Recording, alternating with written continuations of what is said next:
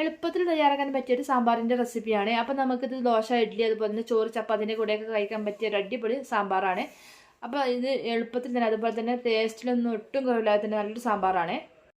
ചെറുപയർ പരിപ്പ് 50 ഗ്രാം, സാമ്പാർ പരിപ്പ് 50 ഗ്രാം കഴുകിയിട്ട് ഞാനിവിടെ കുക്കറിലേക്ക് ഇട്ട് കൊടുത്തിട്ടുണ്ട്. ഇനി ഇതിലേക്ക് 2 തക്കാളി ചെറുതായിട്ട് അരിഞ്ഞത്, അതുപോലെ തന്നെ ഒരു 10-15 ചെറിയുള്ളി, കുറച്ച് വെളുത്തുള്ളി, 2 ക്യാരറ്റ് ചെറുതായിട്ട് അരിഞ്ഞത്, അതുപോലെ തന്നെ 4 പച്ചമുളകും കൂടി ഇതിലേക്ക് ഇട്ട് കൊടുക്കുന്നുണ്ട്.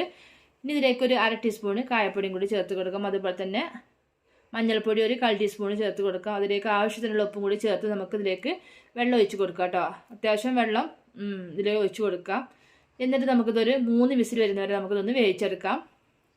അപ്പോൾ നമ്മുടെ പരിപ്പും പിന്നെ വെജിറ്റബിൾസൊക്കെ നന്നായിട്ട് വെന്തിട്ടുണ്ട്. അപ്പോൾ ഞാനിതുപോലെ ഒന്ന് ഉടച്ചെടുക്കുകയാണ്. ഇനി ഒരു പാൻ വെച്ച് കൊടുത്തിട്ട് അതിലേക്ക് ഒരു 1.5 ടീസ്പൂൺ വെളിച്ചെണ്ണ വെച്ച് കൊടുക്കാം. വെളിച്ചെണ്ണ ചൂടായിട്ട് വരുമ്പോൾ ഞാനിതിലേക്ക് കുറച്ച് കടുക് ഇട്ട് കൊടുക്കുന്നുണ്ട്. അതുപോലെ തന്നെ ചെറിയ ജീരകം ഒരു 1/4 ടീസ്പൂണോളം ഇട്ട് കൊടുത്തിട്ടുണ്ട്. പിന്നെ ഉണക്കമുളക്, അതുപോലെ തന്നെ ഒരു സവാള ചെറുതായിട്ട് അരിഞ്ഞതും കൂടി ഇട്ട് കൊടുക്കുന്നുണ്ട്. പിന്നെ ഇതിലേക്ക് കുറച്ച് കറിവേപ്പിലയും കൂടി ഇട്ട് കൊടുത്ത് നന്നായിട്ട് തന്നെ ഒന്ന് വഴറ്റിയെടുക്കാം. അപ്പോൾ നല്ല സവാള നന്നായിട്ട് വഴറ്റിയതിന് ശേഷം നമുക്കിതിലേക്ക് മസാലപ്പൊടി ചേർത്ത് കൊടുക്കാം. ഇനി ഇതിലേക്ക് സാമ്പാർ പൊടി ഞാനൊരു 1.5 ടീസ്പൂൺ, അതുപോലെ തന്നെ ചില്ലി പൗഡർ ഞാനൊരു 1/2 ടീസ്പൂൺ കൂടി ഇട്ട് കൊടുത്തിട്ട് നന്നായിട്ട് വഴറ്റിയതിന് ശേഷം നമുക്കിതിലേക്ക് കുറച്ച് പുളിവെള്ളം കൂടി ഒഴിച്ച് കൊടുക്കാം.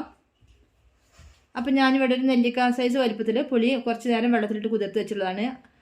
അപ്പം പുളിവെള്ളം കൂടി ഒഴിച്ചതിന് ശേഷം നമുക്ക് ഒന്ന് മിക്സ് ചെയ്തതിന് ശേഷം നമുക്ക് നേരത്തെ നമ്മൾ വേവിച്ച് വെച്ചിട്ടുള്ള പരിപ്പുണ്ടല്ലോ അത് ഇതിലേക്ക് ഒഴിച്ച് കൊടുത്തതിന് ശേഷം നല്ല ഒന്ന് മിക്സാക്കി എടുക്കാം. അപ്പം നമ്മുടെ സാമ്പാർ ഇത്രയേ ഉള്ളൂ കേട്ടോ. പെട്ടെന്ന് തന്നെ തയ്യാറാക്കാം, നല്ല ടേസ്റ്റിയാണ്. അപ്പോൾ എല്ലാവരും ഒന്ന് ട്രൈ ചെയ്ത് നോക്കുക. ഇനി ഇതിലേക്ക് കുറച്ച് ശർക്കരയാണ് കേട്ടോ, ഒരു 1/4 ടീസ്പൂണിൽ കുറവായിട്ട് കുറച്ച് ശർക്കരയും അതുപോലെ തന്നെ 1 ടീസ്പൂൺ നെയ്യും കൂടി ഞാൻ ഇതിലേക്ക് ഒഴിച്ച് കൊടുക്കുന്നുണ്ട്. അപ്പോൾ ഒരു പ്രത്യേക ടേസ്റ്റ് ആയിരിക്കും നമ്മുടെ ഈ സാമ്പാർ.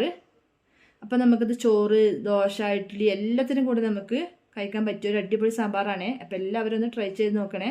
ഇഷ്ടപ്പെട്ടാലൊന്ന് സപ്പോർട്ട് ചെയ്യാൻ കൂടി മറക്കല്ലേ.